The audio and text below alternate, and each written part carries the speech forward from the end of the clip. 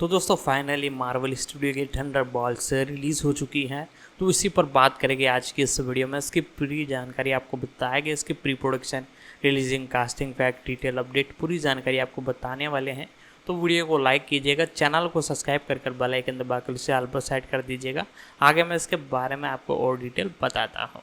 Thunderbolts Marvel comics पर आधारित 2025 की अमेरिकी सुपरहीरो फिल्म है जिसमें थंडरबोल्ट्स टीम शामिल है।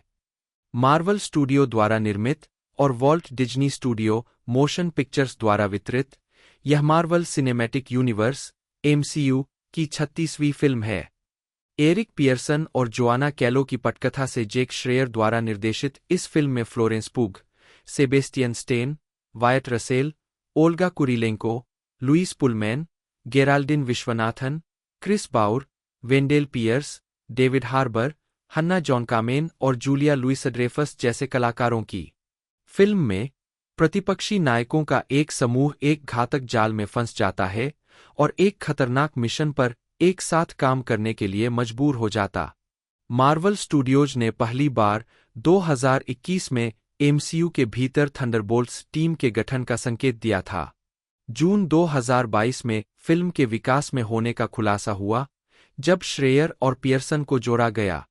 मुख्य कलाकारों का खुलासा सितंबर में किया गया था, 2023 की शुरुआत तक अतिरिक्त कलाकारों के साथ। ली सुंग जिन मार्च 2023 तक स्क्रिप्ट को फिर से लिखने के लिए शामिल हुए। वे नेटफ्लिक्स सीरीज बीफ 2023 वर्तमान से श्रेयर के साथ काम करने के लिए वापस लौटे कई क्रिएटिव में से एक है। 2023 के हॉलीवुड श्रम विवादों के कारण उत्पादन में देरी हुई, जिससे 2024 की शुरुआत में कुछ कलाकारों में बदलाव हुए। कैलो तब तक आगे के पुनर्लेखन के लिए शामिल हो गए। फिल्मांकन फरवरी से जून 2024 तक ट्रिलिथ स्टूडियो और अटलांटा मेट्रो स्टूडियो में अटलांटा, जॉर्जिया में और यूटा और कुआलालंपुर में भी हुआ। थंडरबोल्ट्स का प्रीमियर 22 अप्रैल 2025 को लंदन, इंग्लैंड के सिनेवर्ल्ड लीसेस्टर स्क्वायर में हुआ और इसे 2 मई को संयुक्त राज्य अमेरिका में एमसीयू के 5वें चरण की अंतिम फिल्म के रूप में रिलीज किया गया। फिल्म को आलोचकों से सकारात्मक समीक्षा मिली और इसने $162.1 मिलियन की कमाई की, जो 2025 की 8वीं सबसे अधिक कमाई करने वाली फिल्म बन गई। कथानक: मलेशिया में येलेना बेलोवा ने ओएक्सी समूह की सेंट्री सुपरह्यूमन परियोजना के साथ अपनी भागीदारी को छिपाने के लिए सीआईए निदेशक वैलेंटिना एलेग्रा डे फॉन्टेन की ओर से एक प्रयोगशाला को नष्ट कर दिया। चूंकि डे फॉन्टेन को ओएक्सी समूह के साथ अपने काम के लिए आसन्न महाभियोग का सामना करना पड़ता है, इसलिए वह बेलोवा, जॉन वॉकर, एवा स्टार और एंटोनिया ड्रेकोव को एक मिशन के बहाने एक गुप्त ओएक्सी सुविधा में भेजती है। वहां पहुंचने के बाद ऑपरेटिव एक दूसरे के खिलाफ एक घातक टकराव में खड़े हो जाते हैं, जहां स्टार ड्रेकोव को मार देता है, इससे पहले कि वे अप्रत्याशित रूप से बॉब नामक एक रहस्यमय व्यक्ति की खोज करते हैं। यह जानने पर कि उन्हें डे फॉन्टेन द्वारा उसके दुर्व्यवहार के किसी भी सबूत के साथ भस्म करने के लिए भेजा गया था, वे जाल से भागने में सफल हो जाते हैं। डे फॉन्टेन को पता चलता है कि समूह बच गया है, जिसमें बॉब भी शामिल है, जिसे सेंट्री परीक्षणों के दौरान मृत मान लिया गया था। जब वह साइट पर पहुंचती है, तो बॉब दुश्मन की गोलीबारी को आकर्षित करके एक मोड़ बनाता है, जिससे बेलोवा, वॉकर और स्टार बच निकलते हैं, लेकिन गोली लगने के बावजूद उन्हें कोई चोट नहीं लगती। बॉब फिर अनियंत्रित रूप से हवा में ऊपर उठता है और बेहोश होकर वापस परिसर में दुर्घटनाग्रस्त हो जाता है, जहां उसे पकड़ लिया जाता है और न्यूयॉर्क शहर में पूर्व एवेंजर्स टावर में ले जाया जाता है, जिसका नाम अब वॉच टावर रखा गया है। डे फॉन्टेन का इरादा बॉब को एवेंजर्स के समान एक सुपरपावर्ड रक्षक के रूप में प्रेस से परिचित कराना है। उम्मीद है कि पीआर स्टंट उसके महाभियोग को टाल देगा। इस बीच एलेक्सी शोस्ताकोव, जिसने एक फ्रीलांस ड्राइवर के रूप में काम करते हुए डे फॉन्टेन की साजिश के बारे में विस्तार से सुना था, बेलोवा, वॉकर और स्टार को बचाता है। बेलोवा की बचपन की फुटबॉल टीम से प्रेरित होकर शोस्ताकोव ने समूह को थंडरबोल्ट्स नाम दिया। थंडरबोल्ट्स का पीछा डेव फॉन्टेन के एजेंट करते हैं, इससे पहले कि वे अंततः बकी बार्न्स द्वारा पकड़े जाए, जो उन्हें महाभियोग की कार्यवाही में गवाही देने का इरादा रखता है। यह जानने पर कि बॉब डे फॉन्टेन के शीर्षगुप्त प्रयोगों में से एक का विषय था, बार्न्स वॉच टावर में घुसपैठ करने के लिए न्यूयॉर्क जाने के लिए समूह के साथ सेना में शामिल हो जाता है। थंडरबोल्ट्स को पता चलता है कि डे फॉन्टेन ने बॉब को सेंट्री नामक एक बेहद शक्तिशाली सुपरह्यूमन में बदल दिया है, जो आसानी से टीम पर हावी हो जाता है और उन्हें पीछे हटने के लिए मजबूर करता है। जैसे ही सेंट्री में श्रेष्ठता का भगवान जैसा भ्रम विकसित होता है, वह डे फॉन्टेन पर हमला करता है। हालांकि उसकी सहायक मेल उसे एक फेलसेफ किल स्विच से अक्षम कर देती है। शून्य को रोकने का एकमात्र तरीका भीतर से है। यह जानते हुए बेलोवा बॉब की चेतना तक पहुंचने के लिए अंधेरे में प्रवेश करती है। वहां वह एक ब्लैक विडो के रूप में अपने खुद के भूतिया अतीत का सामना करती है और बॉब को अपने बचपन के बेडरूम के पुनर्निर्माण में छिपा हुआ पाती है, जहां उसके पिता ने उसके साथ दुर्व्यवहार किया था। वे जल्द ही अन्य थंडरबोल्ट्स से जुड़ जाते हैं और साथ में वे मलेशिया में बॉब के शुरुआती प्रयोग की यादों में वापस जाते हैं, जहां उसने एक लक्ष्यहीन ड्रग एडिक्ट बनने के बाद खुद को बेहतर बनाने की उम्मीद में प्रक्रिया के लिए स्वेच्छा से भाग लिया था। थंडरबोल्ट्स शून्य का सामना करते हैं, लेकिन जल्दी ही पराजित हो जाते हैं। जैसे ही संघर्ष बॉब को पूरी तरह से निगलने की धमकी देता है, टीम हस्तक्षेप करती है, उस पर अपना विश्वास जताती है। उनकी एकजुटता बॉब को नियंत्रण हासिल करने, शून्य पर काबू पाने के लिए सशक्त बनाती है, क्योंकि शहर में रोशनी और सामान्यता लौट आती है। खतरे को बेअसर करने के बाद थंडरबोल्ट्स डे फॉन्टेन को पकड़ने की तैयारी करते हैं। हालांकि वह एक प्रेस कॉन्फ्रेंस आयोजित करके जनता की धारणा को प्रभावित करती है, जिसमें वह उन्हें न्यू एवेंजर्स के रूप में पुनः ब्रांड करती है। थंडरबोल्ट्स अनिच्छा से सहमत होते हैं, लेकिन बेलोवा डे फॉन्टेन को धमकी देती है कि अगर उसने उन्हें फिर से धोखा दिया तो उसे मार दिया जाएगा। मिडक्रेडिट सीन में एलेक्सी किराने की दुकान पर एक महिला से रेड गार्जियन के रूप में अनाज के डिब्बे में होने के बारे में शेखी बघारता है। पोस्ट क्रेडिट सीन में न्यू एवेंजर्स और बॉब बाहरी अंतरिक्ष में चल रही एक समस्या पर चर्चा करते हैं। जब उन्हें एक बड़े 4 इंच प्रतीक के साथ एक अंतरायामी अंतरिक्ष यान से एक संकट संकेत प्राप्त होता है। गालना फ्लोरेंस पुग येलेना बेलोवा के रूप में थंडरबोल्ट्स की एक सदस्य, जिसे ब्लैक विडो हत्यारे के रूप में रेड रूम में प्रशिक्षित किया गया था। पुग ने कहा कि चरित्र हाल ही में मार्वल सिनेमैटिक यूनिवर्स MCU परियोजनाओं की दर्दनाक घटनाओं से प्रभावित हुआ है, जिसमें फिल्म एवेंजर्स एंड गेम 2019 में उसकी दत्तक बहन नताशा रोमानोफ बटा ब्लैक विडो की मृत्यु भी शामिल है। 7 वायलेट मैकग्रॉ ने ब्लैक विडो 2021 से युवा येलेना के रूप में अपनी भूमिका को दोहराया। 8 अविश्वसनीय स्रोत सेबेस्टियन स्टेन बकी बार्न्स के रूप में साइबरनेटिक भुजा वाला एक उन्नत सुपर सैनिक जो थंडरबोल्ट्स का वास्तविक नेता है। 9 माना जाता है कि द्वितीय विश्व युद्ध के दौरान कार्रवाई में उसकी मृत्यु हो गई थी। वह वर्तमान समय में एक ब्रेनवॉश हत्यारे के रूप में फिर से उभरा, इससे पहले कि उसका प्रोग्रामिंग हटा दिया गया। और तब से उसे संयुक्त राज्य कांग्रेस के सदस्य के रूप में चुना गया। 10 स्टेन ने बार्न्स की तुलना film One Flew Over the Cuckoo's Nest 1975 में जैक निकोलसन के किरदार रैंडल मैकमर्फी से करते हुए कहा कि वे दोनों एक अराजक और पतित समूह में आ रहे थे, जिसके सदस्यों को एकजुट होने की जरूरत है। 11 वायट रसेल जॉन वॉकर बटा US एजेंट के रूप में एक उन्नत सुपर सैनिक और थंडरबोल्ट्स का सदस्य। वह US आर्मी रेंजर्स के एक पूर्व सुशोभित कैप्टन है, जिन्हें Disney plus ministries the Falcon and the Winter Soldier 2021 में सम्मानजनक डिस्चार्ज मिलने से पहले US सरकार द्वारा कैप्टन अमेरिका के रूप में स्टीव रोजर्स के उत्तराधिकारी बनने के लिए चुना गया था। 6 ओल्गा कुरिलेंको एंटोनिया द्रेकोव बटा टास्कमास्टर के रूप में। फोटोग्राफिक रिफ्लेक्स वाली एक हत्यारी जो उसे विरोधियों की लड़ाई शैलियों की नकल करने की अनुमति देती है। ब्लैक विडो में रोमानोफ द्वारा मुक्त किए जाने से पहले उसे रेड रूम के लिए मिशन पूरा करने के लिए पहले उसके पिता द्रेकोव द्वारा नियंत्रित किया जाता था। 6.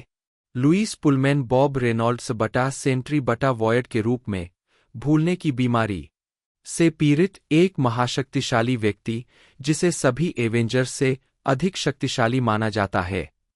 12. 13. वॉयड के रूप में सेंट्री का एक संस्करण जो पूरी तरह से छाया में डूबा हुआ है। वह अजेय है, अंधेरा फैलाता है और लोगों को छाया में बदल सकता है। 13.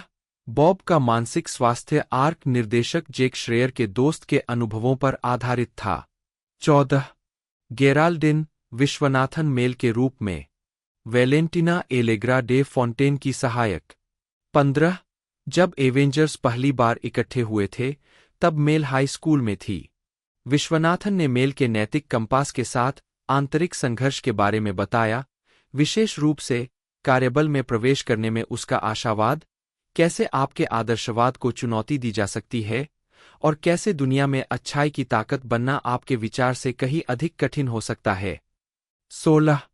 क्रिस बाउर होल्ट के रूप में ओएक्सआई ग्रुप के लिए एक सुरक्षा अधिकारी। 15. वेंडेल पियर्स गैरी के रूप में एक कांग्रेसी। 17. 18. डेविड हार्बर एलेक्सी शोस्ताकोव बटा रेड गार्डियन के रूप में थंडरबोल्ट्स का एक सदस्य जो कैप्टन अमेरिका का रूसी सुपर सैनिक समकक्ष है और बेलोवा के लिए एक पिता आकृति है। 6. हार्बर ने कहा कि फिल्म ब्लैक विडो में पेश किए गए शोस्ताकोव और बेलोवा के बीच के जटिल संबंधों को और आगे बढ़ाती है। उन्होंने कहा कि बेलोवा शोस्ताकोव को बर्दाश्त नहीं कर सकती, लेकिन उसे पूरा महसूस करने में मदद करने के लिए किसी की जरूरत है और शोस्ताकोव उस भूमिका को भरने में सक्षम है। 19. एवा स्टार बटा घोस्ट के रूप में हन्ना जॉन केमेन थंडरबोल्ट्स का एक सदस्य जो वस्तुओं के माध्यम से चरणबद्ध हो सकता है। 6. जॉन केमेन ने कहा कि film Ant Man and the Wasp 2018 में उनके परिचय के बाद फिल्म चरित्र का एक अलग पक्ष दिखाती है, जिसमें घोस्ट अब आणविक असंतुलन की निरंतर स्थिति में नहीं है और शांति और निर्णायकता के साथ अपनी शक्तियों को नियंत्रित करने में सक्षम है। 20. Julia Louis Dreyfus Valentina Allegra de Fontaine के रूप में एक कॉन्टेसा और सेंट्रल इंटेलिजेंस एजेंसी CIA की निदेशक। 6. 21. जो थंडरबोल्ट्स के सदस्यों को एक साथ लाती है। 22. फिल्म डी फॉन्टेन को एवेंजर्स टॉवर खरीदने वाले के रूप में स्थापित करती है, जिसे अब स्पाइडरमैन होमकमिंग 2017 में टोनी स्टार्क से वॉच टावर के रूप में संदर्भित किया जाता है। 23. लुइस ड्रेफस ने डी फॉन्टेन को किसी ऐसे व्यक्ति के रूप में वर्णित किया जो शक्ति नियंत्रण के पीछे है और आम तौर पर वह मार्वल यूनिवर्स में धमाल मचाना चाहती है। 24. उसने कहा कि सत्ता का नुकसान उसकी सबसे बड़ी कमजोरी थी। कहा, उसे एहसास नहीं है। नंबर 1. उसके पास यह नहीं है। लुइस ड्रेफस को लगा कि फिल्म में डे फॉन्टेन की बैकस्टोरी को खोजना एक बहुत ही सुखद आश्चर्य था, जहां वह शून्य के साथ मुठभेड़ के दौरान अपने पिता की मृत्यु को फिर से देखती है, जिससे उसे यह समझ में आता है कि वह कहां से आई है। उसे लगा कि उस समय डे फॉन्टेन एक खुला घाव था और उसका उस पर कोई नियंत्रण नहीं था। 25. उत्पादन विकास Marvel Cinematic Universe MCU film Guardians of the Galaxy 2014 के निर्माण के दौरान निर्देशक जेम्स गन ने मार्वल कॉमिक्स टीम थंडरबोल्ट्स 26 पर आधारित एक फिल्म बनाने में रुचि व्यक्त की, जो विरोधी नायकों और सुपरअपराधियों का एक समूह है। 27. मार्वल स्टूडियोज के अध्यक्ष केविन फीगे ने कहा कि यह गार्डियंस ऑफ द गैलेक्सी की सफलता के आधार पर एक संभावना थी। 26 मई 2021 तक गन को DC extended universe DCU film the suicide squad 2021 का निर्देशन करने के बाद इस विचार में कोई दिलचस्पी नहीं थी, क्योंकि DC कॉमिक्स की वह टीम थंडरबोल्ट्स के समान अवधारणा पर आधारित है। 28 जून 2018 में हन्ना जॉनकामेन ने संभावित थंडरबोल्ट्स फिल्म में MCU film Ant Man and the Wasp 2018 से एवा स्टार बटा घोस्ट के रूप में अपनी भूमिका को फिर से शुरू करने के लिए उत्साह व्यक्त किया, यह देखते हुए कि घोस्ट का कॉमिक्स संस्करण टीम का सदस्य है। 27 अटकलें लगाई जा रही थीं कि थंडरबोल्ट्स टीम को एमसीयू में 2019 के मध्य में पेश किया जाएगा, इस घोषणा के बाद कि डैनियल ब्रूहल डिज्नी प्लस श्रृंखला the Falcon and the Winter Soldier 2021 में हेलमुट जेमो के रूप में दिखाई देंगे। MCU film Captain America Civil War 2016 से अपनी भूमिका को दोहराते हुए 29-30 उस श्रृंखला ने जूलिया लुइस ड्रेफस को वेलेंटीना एलेग्रा डी फॉन्टेन के रूप में पेश किया और उन्हें वायट रसेल के जॉन वॉकर बटा यूएस एजेंट की भर्ती करते हुए दिखाया। डी फॉन्टेन को एमसीयू फिल्म ब्लैक विडो 2021 के पोस्ट क्रेडिट सीन में फ्लोरेंस पुग की येलेना बेलोवा के साथ काम करते हुए भी दिखाया गया है। टिप्पणीकारों ने अनुमान लगाया कि वह थंडरबोल्ट्स की तरह खलनायक या विरोधी नायकों की एक टीम की भर्ती कर रही है। 30-31 कार्यकारी निर्माता नेट मूर ने कहा कि थंडरबोल्ट्स को इस परियोजना के लिए कभी नहीं चुना गया क्योंकि वे कहानी को धुंधला कर देंगे और श्रृंखला के अन्य पहलुओं को दूर ले जाएंगे। मुख्य लेखक मैल्कम स्पेलमैन ने कहा कि टीम के एमसीयू में संभावित परिचय के बारे में काफी चर्चा हुई और उन्होंने कहा, मुझे नहीं पता कि प्रशंसक पागल है या नहीं। 32 जून 2022 तक जेक श्रेयर थंडरबोल्ट्स का निर्देशन करने के लिए जुड़ गए।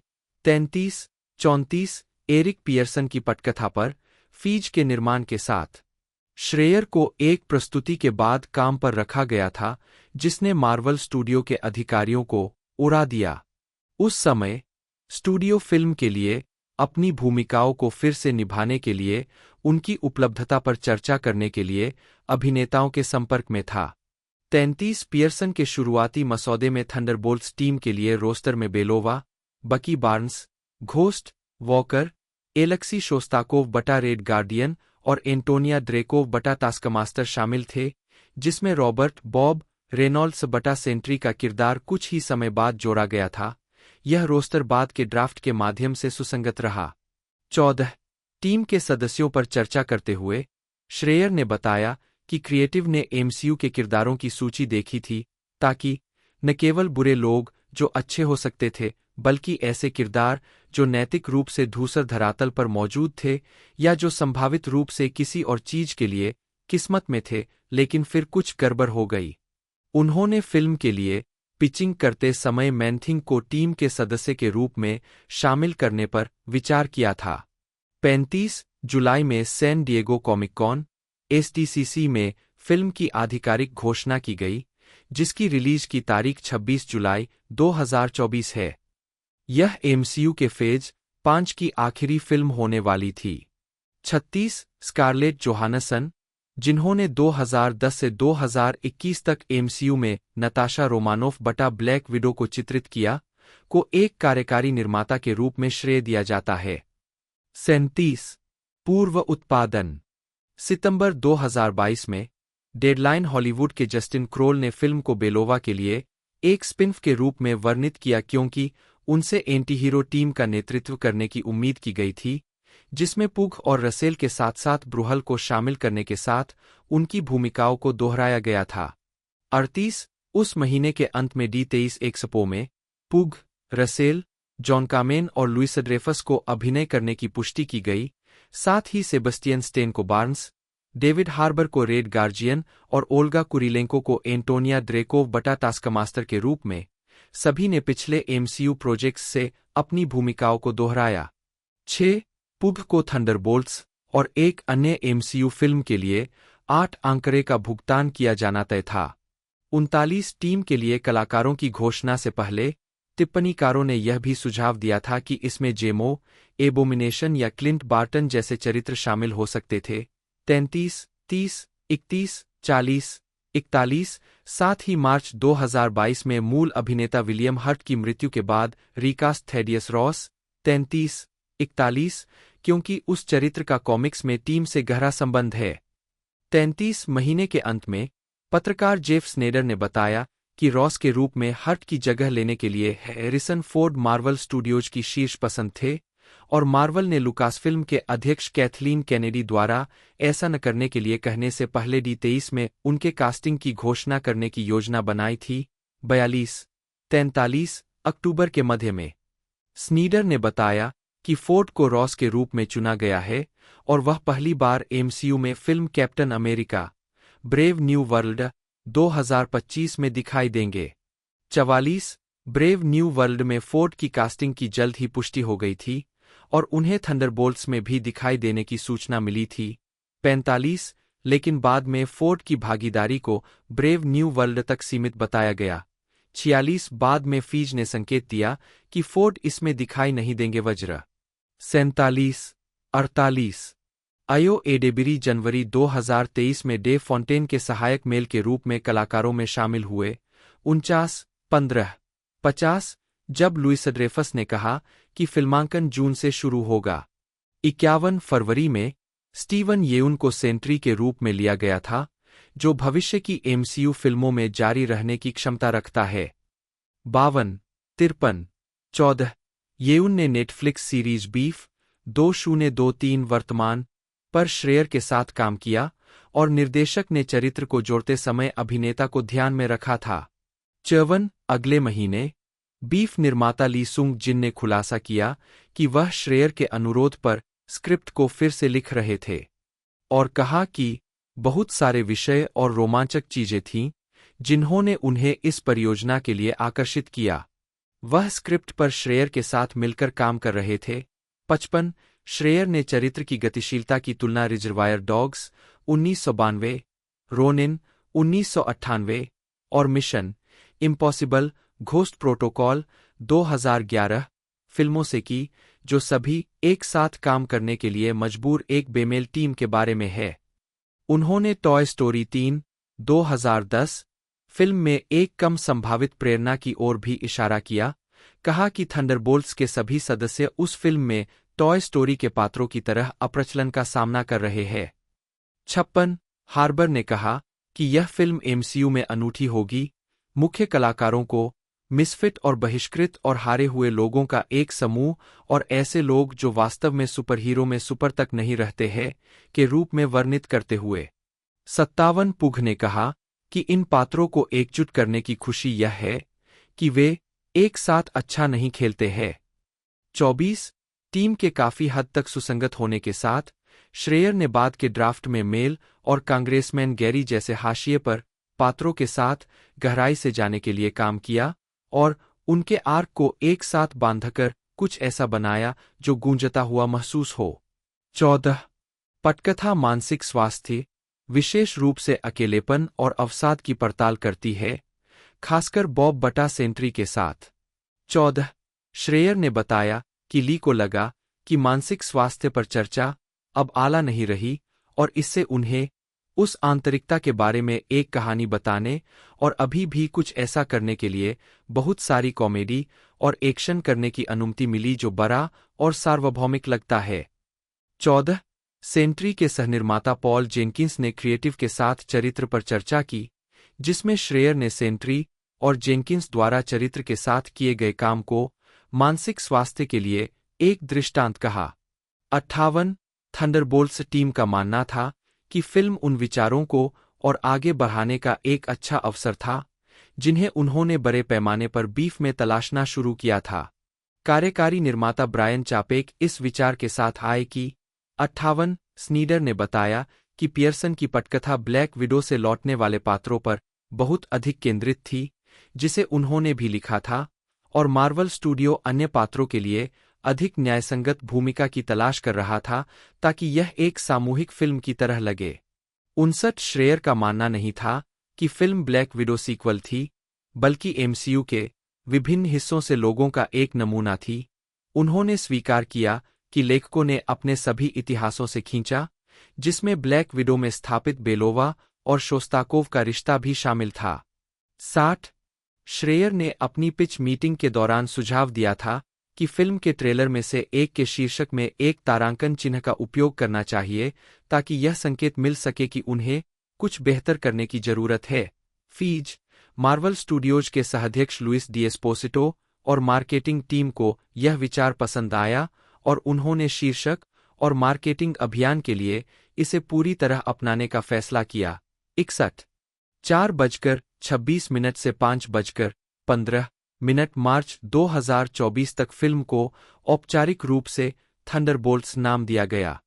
62-63 इससे क्रिएटिव को यह एहसास हुआ कि तारांकन चिन्ह होने से फिल्म के रिलीज होने के बाद एक नए शीर्षक का खुलासा हो सकता है।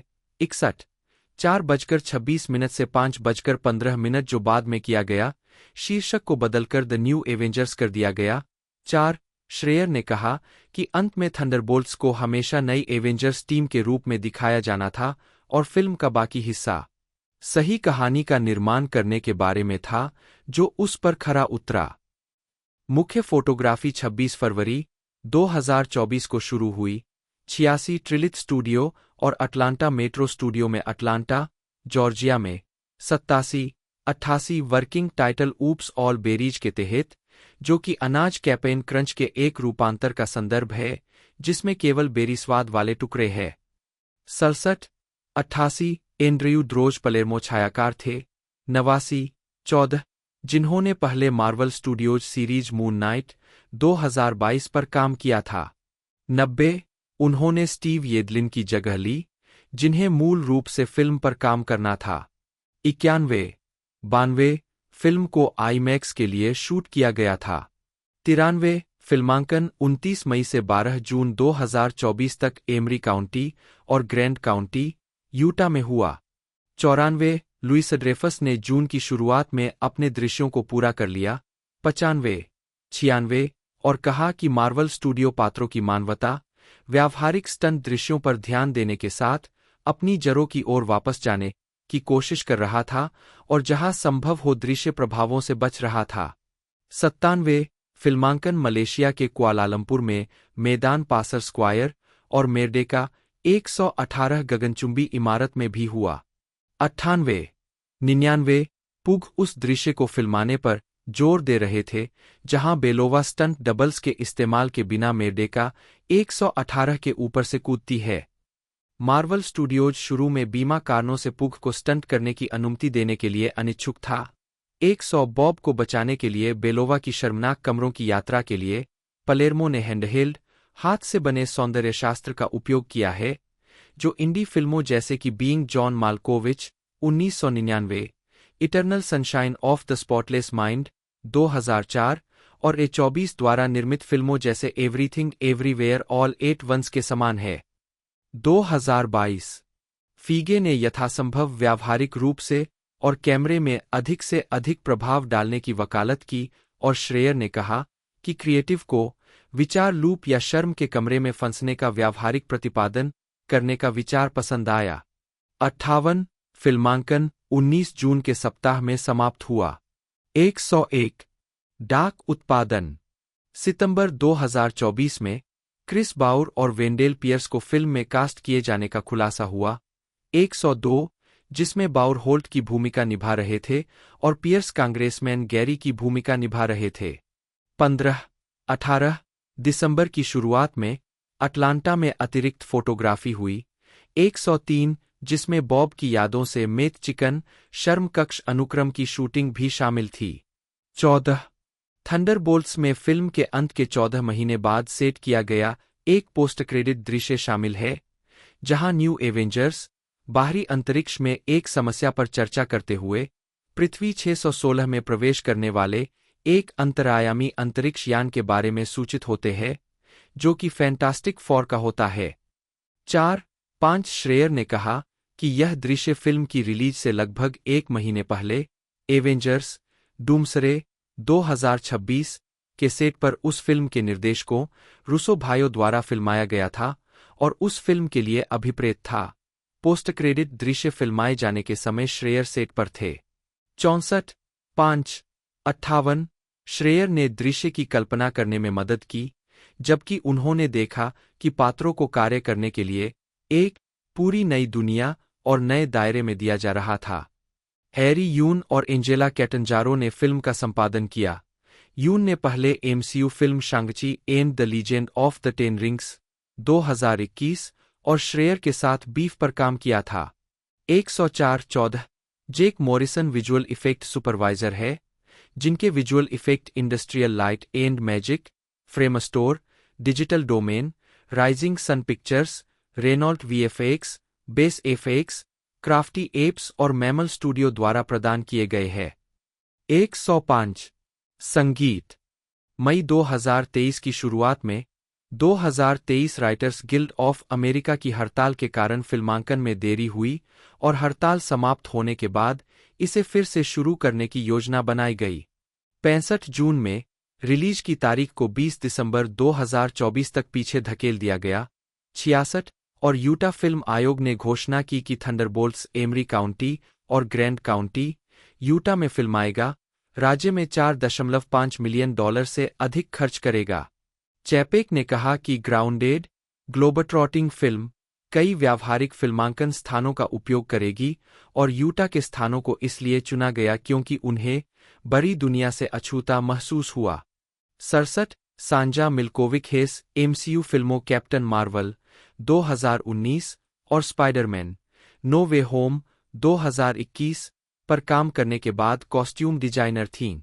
68 जब नवंबर में 2023 सैग-एफ्ट्रा की हड़ताल समाप्त हुई तो रिलीज की तारीख को फिर से पीछे धकेल दिया गया, इस बार 25 जुलाई 2025 तक। 69 हड़ताल से लौटने पर श्रेयर और क्रिएटिव स्क्रिप्ट की फिर से जांच करने में सक्षम थे और निर्धारित किया कि तनाव और अप्रत्याशितता की कोई भावना नहीं थी और फिल्म रक्तहीन लगती थी। इसे हल करने के लिए उन्होंने फिल्म में टास्कमास्टर की भागीदारी को फिर से बनाने का फैसला किया। फिल्म में चरित्र को जल्दी और सूखा मार दिया ताकि उसकी मौत प्रतिध्वनित हो और फिल्म के बाकी हिस्सों में अन्य पात्रों के भाग्य को सूचित करे। फिल्म में बाद में मृत्यु होने पर भी चर्चा की गई, लेकिन श्रेयर ने कहा कि इससे होने वाली उदासी फिल्म के बाकी हिस्सों पर लटकी रहेगी और बेलोवा और बॉब के बीच एक मजबूत बंधन बनाने की इच्छित कहानी से ध्यान भटकाएगी। 61 शू ने 55 रसेल ने विश्वास व्यक्त किया कि फिल्म दिलचस्प, मजेदार होगी और सीधी-सादी मार्वल फिल्म नहीं होगी। 70 और कहा कि वह मार्च या अप्रैल 2024 में फिल्मांकन शुरू करेंगे। 71 जनवरी 2024 में स्टेन ने कहा कि वह लगभग 1 महीने बाद फिल्मांकन शुरू करेंगे। 72 देरी से उत्पादन के कारण शेड्यूलिंग की समस्या के कारण येउन बाहर निकल गए। 73 लेकिन भविष्य की एमसीयू फिल्म पर काम करने में रुचि व्यक्त की। 74 यह स्पष्ट नहीं था कि मार्वल येउन की भूमिका को फिर से तैयार करेगा या उस पर पुनर्विचार करेगा। 75 लेकिन महीने के अंत में लुइस पुलमैन को सेंट्री के रूप में येउन की जगह लेने के लिए स्टूडियो की शीर्ष पसंद बताया गया। 76 77 14 और उनकी कास्टिंग की जल्द ही पुष्टि हो गई। 50 देरी के कारण बाहर निकलने के बाद गेराल्डिन विश्वनाथन को मेल के रूप में एडेबरी की जगह लेने के लिए चुना गया था। 15 फरवरी में रिलीज की तारीख को 2 मई 2025 तक आगे बढ़ा दिया गया। 78 महीने के अंत तक जोआना कैलो प्रोडक्शन के दौरान लेखक के रूप में शामिल हो गई थीं और स्क्रिप्ट को फिर से लिख रही थीं। 14 उन्होंने शर्म के कमरों को और बेहतर बनाया, यह सुझाव देते हुए कि जब बेलोवा बॉब की मदद करने के लिए शून्य में प्रवेश करती है तो उसे फिल्म में पहले देखे गए अपने शुरुआती कमरे में वापस लौटना चाहिए। श्रेयर ने समझाया कि यह इस विचार की वापसी है कि सबसे बड़ी शर्म यह सोचना है कि आप खुद से कुछ बड़े हो सकते हैं, कि बॉब की वीरता की आकांक्षाएं वास्तव में वही है जो सब कुछ नीचे लाती है और आपको यह सीखने की जरूरत है कि आप इसके बिना जो है उसके साथ ठीक रहना है। बेलोवा, वॉकर और डे फॉन्टेन के लिए शर्म के कमरे देखे जाते हैं, साथ ही फिल्म के समापन के लिए टीम के भागने के लिए अन्य पात्रों के लिए कमरे भी बनाए गए हैं। हालांकि कैलो को दृढ़ता से लगा कि शून्य के दिल की यात्रा करने के लिए पहले से ही एक बड़ा बुरा क्षण होना चाहिए और टीम को बॉब के शर्म के कमरों से यात्रा करनी चाहिए। अन्य शर्म के कमरों में शामिल है शोस्ताकोव को गुलाग में फेंक दिया गया, घोस्ट एक अनाथालय में बरी हो रही है जहां कोई भी उसके आसपास नहीं रहना चाहता, और बकी के लिए कई अलग अलग चीजें जो अपेक्षित विचार से थोड़ी कम थीं, जिसमें बॉय स्काउट्स में एक शर्मनाक क्षण भी शामिल है। 58 फिल्म के अंतिम लेखन क्रेडिट के लिए पियर्सन को कहानी के लिए श्रेय दिया गया और कैलो के साथ एक पटकथा क्रेडिट प्राप्त हुआ, जबकि अतिरिक्त ऑफ स्क्रीन साहित्यिक सामग्री का श्रेय ली को दिया गया। 80 फिल्मांकन मूल रूप से जून 2023 के मध्य में शुरू होने और 6 महीने तक चलने वाला था। 65 81 शुरू में लेखकों की हड़ताल से इसके प्रभावित होने की उम्मीद नहीं थी। मार्वल स्टूडियोज ने कथित तौर पर प्रमुख फोटोग्राफी के दौरान जो कुछ भी शूट कर सकते थे उसे शूट करने और पहले से तय रीशूट के दौरान आवश्यक लेखन समायोजन करने की योजना बनाई थी। 82 अंततः लेखकों की हड़ताल और उसके बाद सैगैफ्ट्रा हड़ताल के कारण फिल्मांकन में देरी हुई। 65 69 मूल फिल्मांकन शेड्यूल स्टेन के फिल्म द अप्रेंटिस 2024 पर काम के साथ ओवरलैप हुआ, जिसके लिए उन्होंने डोनाल्ड ट्रंप को चित्रित करने के लिए वजन बढ़ाया। उन्होंने बार्न्स को चित्रित करने के लिए आवश्यक शारीरिक परिवर्तन शुरू कर दिया था जब हड़ताल शुरू हुई और उन्हें पाठ्यक्रम को उलटना पड़ा। 83 85 1982 से 1989 प्रारंभिक करियर और Saturday Night live. Louis Dreifuss द्वारा 1982 में प्रैक्टिकल थिएटर कंपनी की गोल्डन 50वीं वर्षगांठ जयंती के एक भाग के रूप में सहकलाकार ब्रैड हॉल, गैरी क्रोइगर और पॉल बैरोस के साथ अपने हास्य प्रशिक्षण के हिस्से के रूप में लुई ड्रेफस ने सबसे प्रसिद्ध इम्प्रोवाइजेशनल थिएटर समूहों में से एक द सेकंड सिटी में काम किया। यह प्रैक्टिकल थिएटर कंपनी के साथ उनके गोल्डन 50वीं वर्षगांठ जयंती पर उनका प्रदर्शन था, जिसके कारण उन्हें 21 साल की उम्र में एनबीसी के सैटरडे नाइट लाइव के कलाकारों में शामिल होने के लिए कहा गया। लुईस ड्रेफस बाद में 1982 से 1985 तक सैटरडे नाइट लाइव में एक कलाकार सदस्य बनी, जो उस समय कार्यक्रम के इतिहास में सबसे कम उम्र की महिला कलाकार थीं। 30 एसएनएल पर अपने तीसरे और अंतिम वर्ष के दौरान उनकी मुलाकात लेखक लैरी डेविड से हुई, जो शो में अपने एकमात्र वर्ष के दौरान थे। 31 डेविड ने बाद में सीनफील्ड का सहनिर्माण किया। 32 लुईस ड्रेफस ने टिप्पणी की है कि एसएनएल में उनकी कास्टिंग एक Cinderella getting to go to ball तरह का अनुभव था। 33 हालांकि उन्होंने यह भी स्वीकार किया है कि कई बार यह काफी तनावपूर्ण होता था। उन्होंने कहा कि वह सामान्य रूप से शो बिजनेस के पानी को नेविगेट करना नहीं जानती थी और विशेष रूप से लाइव स्केच कॉमेडी शो करना। 34 सैटरडे नाइट लाइव पर आवर्ती पात्र। अप्रैल मई जून एक टेलीवेंजलिस्ट। बेकी एल डोरको, गैरी क्रोइगर की डेट। कोंसुएला चीची की दोस्त और लेट्स वॉच टीवी की सहोस्ट। एसएनएल की द लिटिल रास्कल्स की पैरोडी में डार्ला। वेदर वूमन एक सुपरहीरो जो मौसम को नियंत्रित करती है। पैटी लिन हंसुकर वीकेंड अपडेट की एक किशोर संवाददाता। एसएनएल से 1985 में निकलने के बाद लुईस ड्रेफस कई फिल्मों में दिखाई दी, जिनमें वुडी एलेन की Hannah and Her Sisters 1986, Soul Man 1986 और नेशनल लैम्पून्स क्रिसमस वेकेशन 1989 शामिल है, जिसमें उन्होंने एसएनएल के पूर्व छात्र चेवी चेस के साथ अभिनय किया था। 1987 में Louis Dreyfus NBC sitcom pilot The Art of Being Nick में दिखाई दिए, जो स्कॉट वेलेंटाइन अभिनीत फैमिली टाइज का एक इच्छित स्पिन-ऑफ था। जब पायलट सीरीज में नहीं आया, तो लुईस ड्रेफस को निर्माता गैरी डेविड गोल्डबर्ग ने अपने नए सिटकॉम डे बाय डे में व्यंग्यात्मक और भौतिकवादी पड़ोसी एलिन स्विफ्ट की भूमिका के लिए रख लिया। 1990 से 1998 सीनफील्ड और व्यापक मान्यता। सितंबर 1995 में 47वें एमी पुरस्कार समारोह में लुईस ड्रेफस। 1990 के दशक की शुरुआत में लुईस ड्रेफस एनबीसी के सीनफील्ड में एलेन बेंस की भूमिका के लिए प्रसिद्ध हुई। उन्होंने 9 सीजन के लिए भूमिका निभाई, 3 एपिसोड को छोड़कर सभी में दिखाई दी। 8 जिन एपिसोड में वह दिखाई नहीं दी उनमें से एक pilot episode the Seinfeld chronicles था, क्योंकि उनके चरित्र को शुरू में श्रृंखला का हिस्सा बनाने का इरादा नहीं था। पहले एपिसोड के बाद ही एनबीसी के अधिकारियों को लगा कि शो बहुत पुरुष केंद्रित है और उन्होंने निर्माता लैरी डेविड और जेरी सीनफेल्ड से मांग की कि कलाकारों में एक महिला को शामिल किया जाए। डीवीडी पैकेज पर कमेंट्री में यह खुलासा हुआ कि एक महिला चरित्र को जोड़ना शो को चालू करने की शर्त थी। लुइस ड्रेफस ने कई अन्य अभिनेत्रियों पर भूमिका जीती, जिन्होंने अंततः टीवी पर सफलता का आनंद लिया। 36 डीवीडी पैकेज पर नोट्स अबाउट नथिंग फीचर पर सीनफील्ड कहते हैं कि लुई ड्रेफस की मूंगफली को तोड़े बिना मूंगफली एम खाने की क्षमता ने उनका वर्णन किया। वह आपके अंडकोश को तोड़े बिना आपको हंसाती है। 37 लुइस ड्रेफस ने श्रृंखला में अपने प्रदर्शन के लिए आलोचकों की प्रशंसा प्राप्त की और वह 1990 के दशक में टेलीविजन पुरस्कार शो में एक नियमित विजेता और नामांकित व्यक्ति थीं।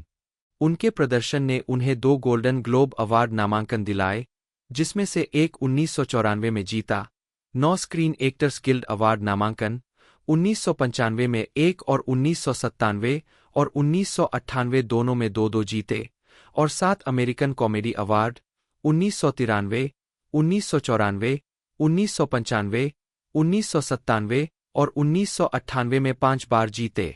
1996 में उन्होंने कॉमेडी सीरीज में उत्कृष्ट सहायक अभिनेत्री के लिए प्राइम टाइम एमी अवार्ड 38 जीता, एक ऐसा पुरस्कार जिसके लिए उन्हें 1992 से 1998 तक 7 मौकों पर नामांकित किया गया था।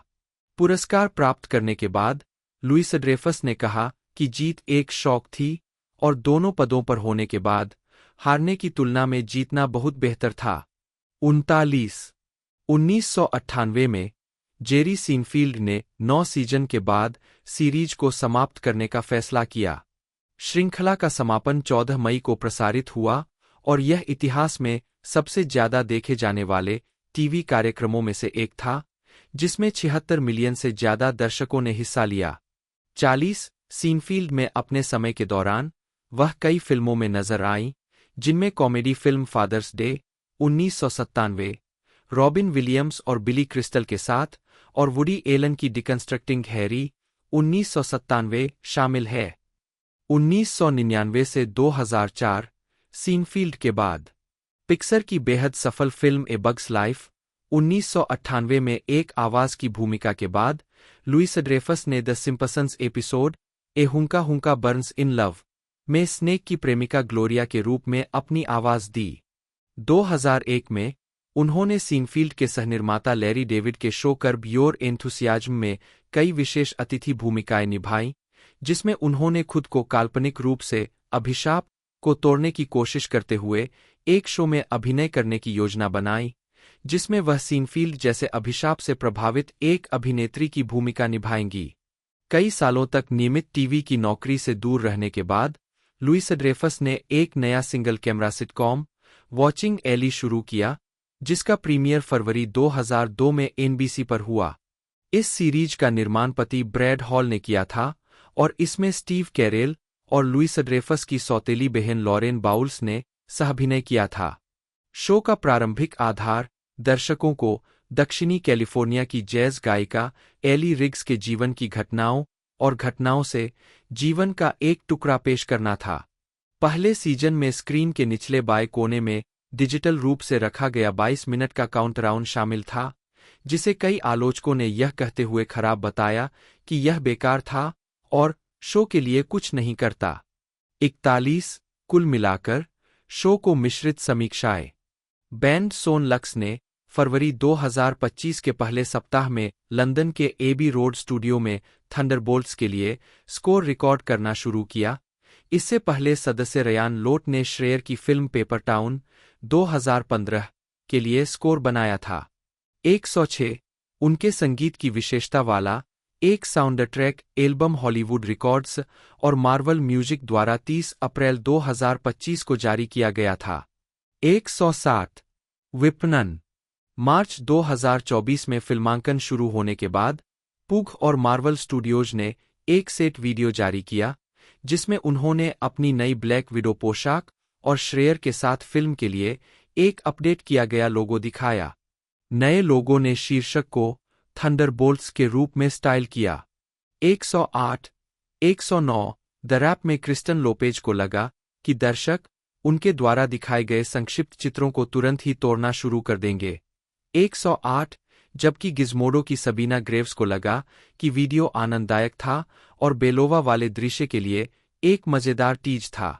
उन्होंने पुग के छोटे बालों और श्रेयर के साथ उनके मजाक पर प्रकाश डाला कि उन्हें वास्तव में इनमें से कुछ भी नहीं दिखाना चाहिए। 109 कोलाइडर के क्रिस मैकफरसन ने भी पुग की पोशाक पर चर्चा की।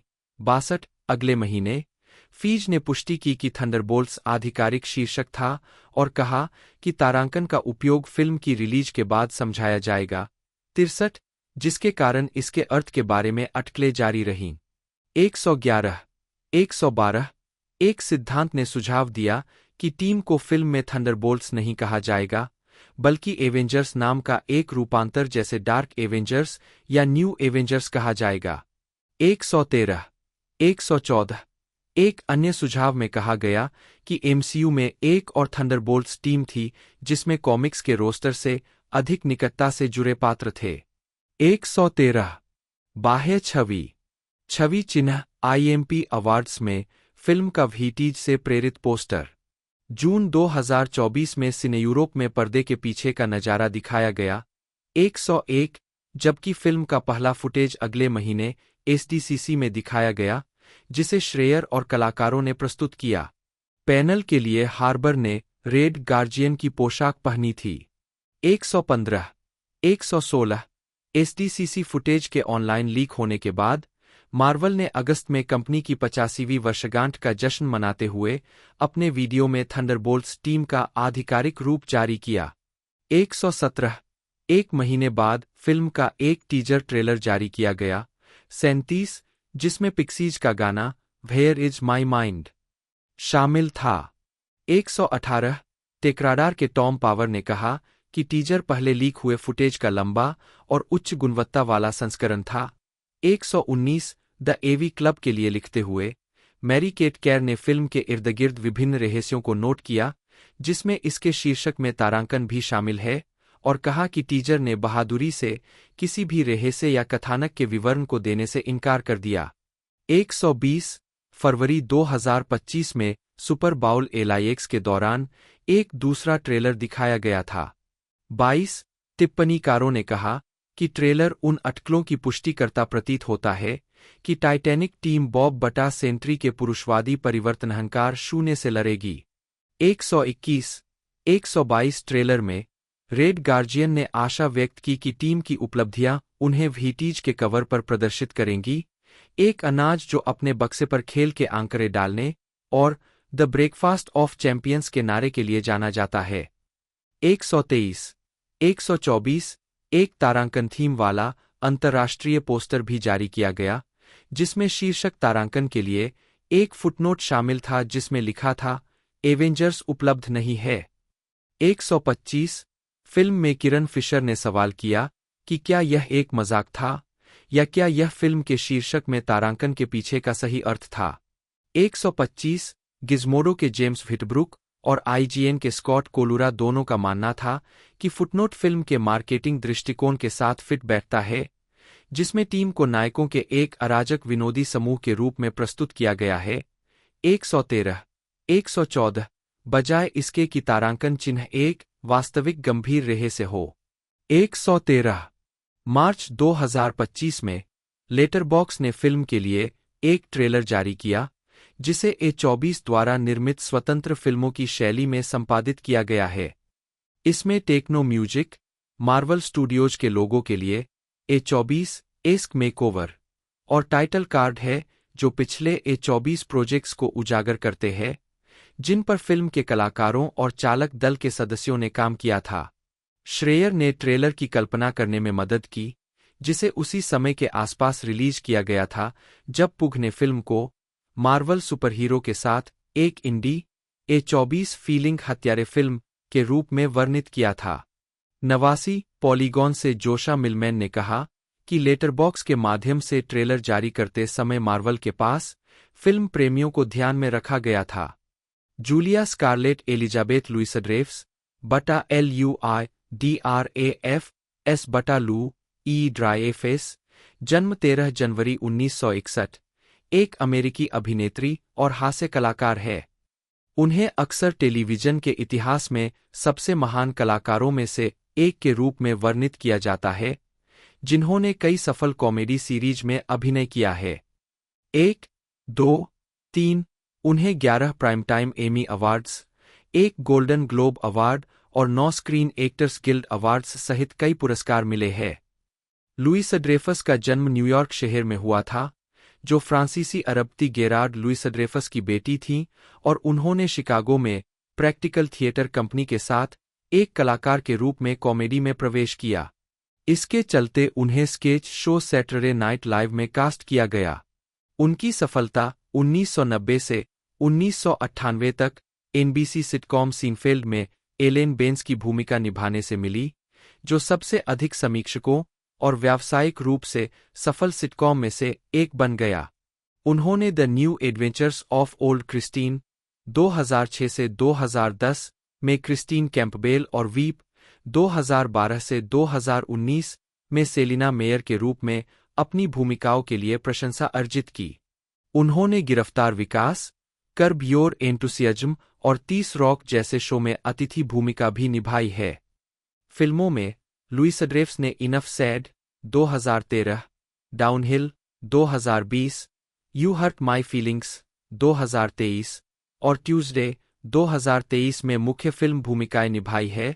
साथ ही Hannah and Her Sisters 1986, National Lampoon's Christmas Vacation 1989, Deconstructing Harry 1997 और यू पीपल 2023 में सहायक फिल्म भूमिकाएं निभाई है। उनके वॉयस एक्टिंग के काम में डिज्नी एनिमेटेड फिल्मों ए बग्स लाइफ 1998, प्लेन्स 2013 और ऑनवर्ड 2020 में भूमिकाएं शामिल है। 2021 से उन्होंने मार्वल सिनेमैटिक यूनिवर्स में वैलेंटिना एलेग्रा डे फॉन्टेन की भूमिका निभाई है। वह अमेरिकी टेलीविजन इतिहास में सबसे अधिक पुरस्कार जीतने वाली अभिनेत्रियों में से एक है। 4 उन्हें 2010 में हॉलीवुड वॉक ऑफ फेम पर एक स्टार मिला और 2014 में उन्हें टेलीविजन अकादमी हॉल ऑफ फेम में शामिल किया गया। उन्हें 2016 में टाइम पत्रिका के दुनिया के 100 सबसे प्रभावशाली लोगों में से एक के रूप में नामित किया गया था। 5 उन्हें 2018 में अमेरिकी हास्य के लिए मार्क ट्वेन पुरस्कार और 2021 में राष्ट्रीय कला पदक भी मिला। 6, 7 प्रारंभिक जीवन और शिक्षा। जूलिया स्कारलेट एलिजाबेथ लुइसड्रेफस 8 का जन्म 13 जनवरी 1961 को न्यूयॉर्क शहर में हुआ था। 9 उनकी मां जूडिथ नी लेफेवर एक अमेरिकी लेखिका और विशेष आवश्यकताओं की शिक्षिका है। 8 उनके पिता गेरार्ड लुइसड्रेफस 1932 से 2016 एक फ्रांसीसी अरबती थे, जिन्होंने लुइस ड्रेफस कंपनी के अध्यक्ष के रूप में कार्य किया था। उनके दादा पियरे लुइसड्रेफस 1908 से 2011 लुइस ड्रेफस ग्रुप कमोडिटीज और शिपिंग समूह के अध्यक्ष थे। 10 वह अल्सेस के एक यहूदी परिवार के सदस्य थे। 11, 12 और द्वितीय विश्व युद्ध के दौरान एक घुड़सवार अधिकारी और फ्रांसीसी प्रतिरोध के सदस्य के रूप में कार्य किया। 13 लुइस ड्रेफस समूह के संस्थापक, फ्रांसीसी व्यवसायी लियोपोल्ड लुइस ड्रेफस 1833 से 1915 की परपोती है, जिसे उनके परिवार के सदस्य अभी भी नियंत्रित करते हैं। 14 वह कुख्यात ड्रेफस मामले में अल्फ्रेड ड्रेफस 1859 से 1935 की 5वीं चचेरी बहन है। 15, 16, 17 रॉबर्ट लुइस ड्रेफस 1946 से 2009 उनके पिता के दूसरे चचेरे भाई, एडिडास के सीईओ और football team Olympic day Marseille के मालिक थे। 18 जूलिया की नानी एक ब्राजीलिया यहूदी पिता की बेटी थीं, जिनका परिवार डच, अंग्रेज और पोलिश था। 1962 में उनके जन्म के 1 साल बाद लुई ड्रेफस के माता पिता का तलाक हो गया। उसने कहा है कि उसने पहली बार कॉमेडी के लिए उसके झुकाव को 3 साल की उम्र में किशमिश को अपनी नाक में डालने के बाद देखा, जिसने पहले तो उसकी मां को हंसाया लेकिन फिर आपातकालीन अस्पताल की यात्रा की ओर ले गया। 20 वाशिंगटन डीसी जाने के बाद जब लुई ड्रेफस 4 साल की थी, उसकी मां ने George Washington university medical school के डीन एल थॉम्पसन बाउल से शादी कर ली। 8-21 लुई ड्रेफस को एक सौतेली बहन लॉरेन बाउल्स मिली, जो एक अभिनेत्री भी थी।